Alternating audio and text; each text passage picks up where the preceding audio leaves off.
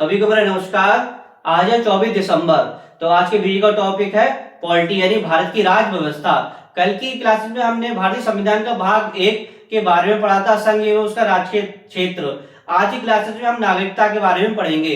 तो भाग 2 यानी आज क्लासेस में हम भाग 2 पढ़ेंगे नागरिकता। तो भाग 2 नागरिकता अनुच्छेद 5 से लेकर 11 तक दिया गया है। किसके बारे में? नागरिकता के बारे में। अच्छा, नागरिकता प्रावधान लिया किस देश से लिया गया है?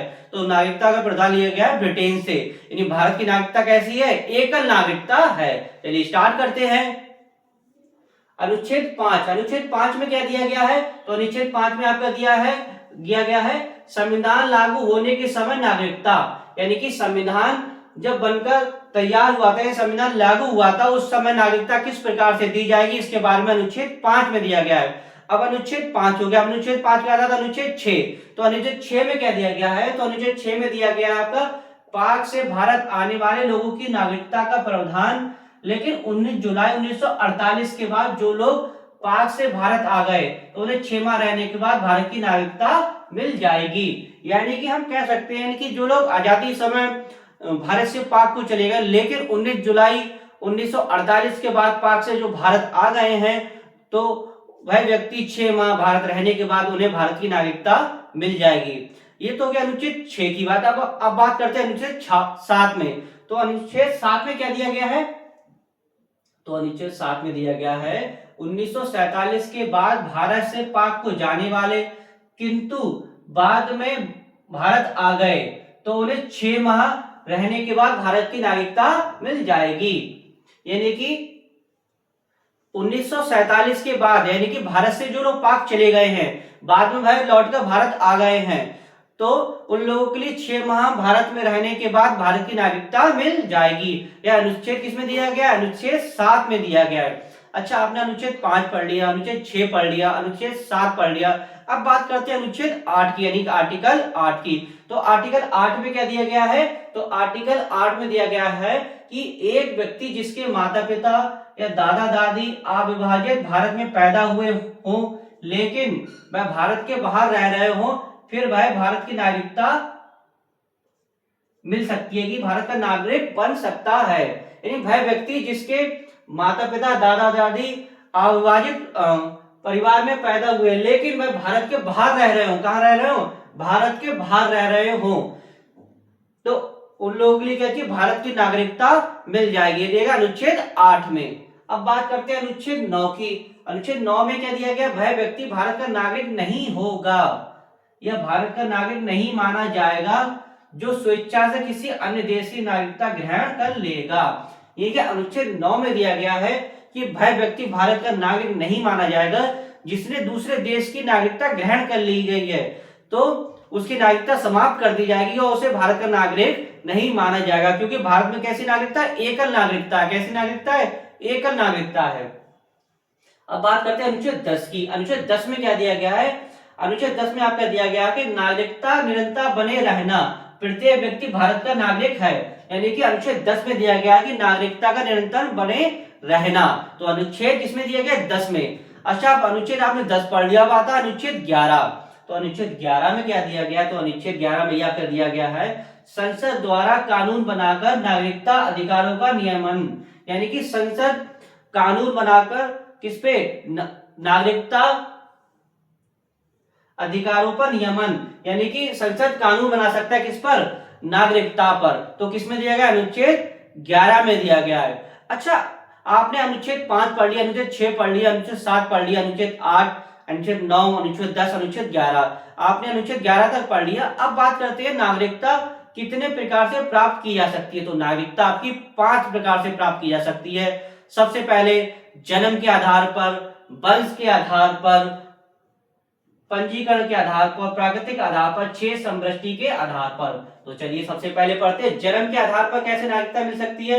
यदि भारत में 26 जनवरी 1950 को या उसके बाद परंतु 1 जुलाई 1947 से पूर्व जन्म व्यक्ति कैसा होगा? उसे नागरिकता मिल जाएगी। किसके आधार पर?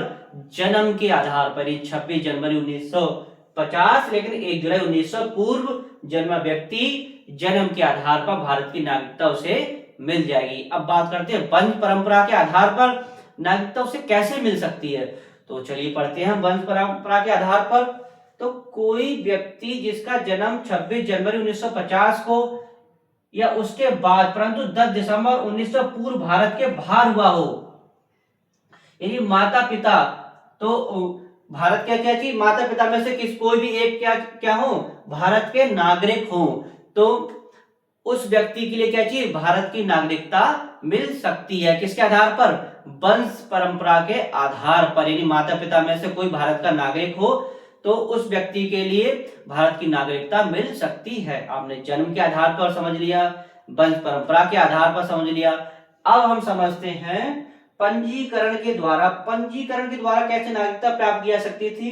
तो भारतीय मूल का वह व्यक्ति जो नागरिकता प्राप्ति का आवेदन देने से ठीक 7 वर्ष भारत में रहा हो, यानी भारतीय मूल का वह व्यक्ति जो आवेदन यानी नागरिकता का आवेदन करने से ठीक 7 वर्ष क्या चीज भारत में रहा हो, तो उस व्यक्ति के लिए भारत की नागरिकता मिल सकती है। कैसे, पंजीकरण के माध्यम से।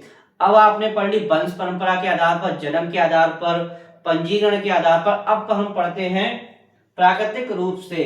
तो प्राकृतिक रूप से आपको कैसे मिल सकती है, वह व्यक्ति भारत में आवेदन 12 माह से 12 वर्ष पूर्व भारत सरकार की सेवा में रहा हो, लेकिन कम से कम कितने, 11 वर्ष से अधिक रहा हो, तो उसे कैसे प्राकृतिक रूप से भारत की नागरिकता मिल सकती है। अब हम पढ़ते हैं 6 समष्टि द्वारा कैसे नागरिकता मिल सकती है।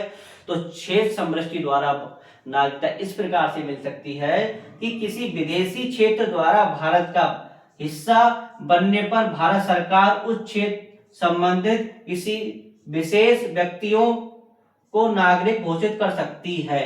यानी कि किसी विदेशी यानी किसी बाहरी हिस्सा का भारत में मिल जाना, यानी किसी विदेशी हिस्सा का भारत में मिल जाना, जैसे कि पांडुचेरी क्या चीज भारत का हिस्सा बना था, तो किसके द्वारा वहां के लोगों को नागरिकता मिली थी, क्षेत्र समष्टि द्वारा भारत की नागरिकता मिली थी। तो आज की क्लासेस में हमने भाग 2 पढ़ा था नागरिकता के बारे में। नागरिकता प्रधान ब्रिटेन से लिया गया, नागरिकता के भारत में कैसी एकल नागरिकता है। तो अनुच्छेद 5 में आपका दिया गया था संविधान लागू होने के समय नागरिकता। अनुच्छेद 6 में दिया गया है कि पाक से भारत आने वाले लोगों के संबंध में नागरिकता। अनुच्छेद 7 में यानी पाक से भारत को जाने वाले लोगों के संबंध में नागरिकता। और अनुच्छेद 8 में दिया गया था कि एक व्यक्ति जिसके माता पिता अविभाजित परिवार में पैदा हुए हो, अविभाजित भारत में पैदा हुए लेकिन भारत के बाहर रह रहे हो, तो ऐसे व्यक्तियों के लिए नागरिकता मिल सकती है। अनुच्छेद 9 में पढ़ा था कि किसी स्वेच्छा से किसी अन्य देश की नागरिकता ग्रहण करने पर उसकी समाप्ति का प्रावधान। अनुच्छेद 10 में पढ़ा था कि नागरिकता निरंतर बने रहना। अनुच्छेद 11 में आपने पढ़ा था कि संसद को अधिकार है नागरिकता के संबंध में कानून बनाने का। अब नागरिकता आपने पढ़ी थी कितने, 5 प्रकार से आप नागरिकता प्राप्त कर सकते हैं, जन्म के आधार पर, वंश परंपरा के आधार पर, पंजीकरण के आधार पर, प्राकृतिक रूप से 6 समष्टि के आधार पर, यानी कि 5 प्रकार से आप नागरिकता ग्रहण कर सकते हैं।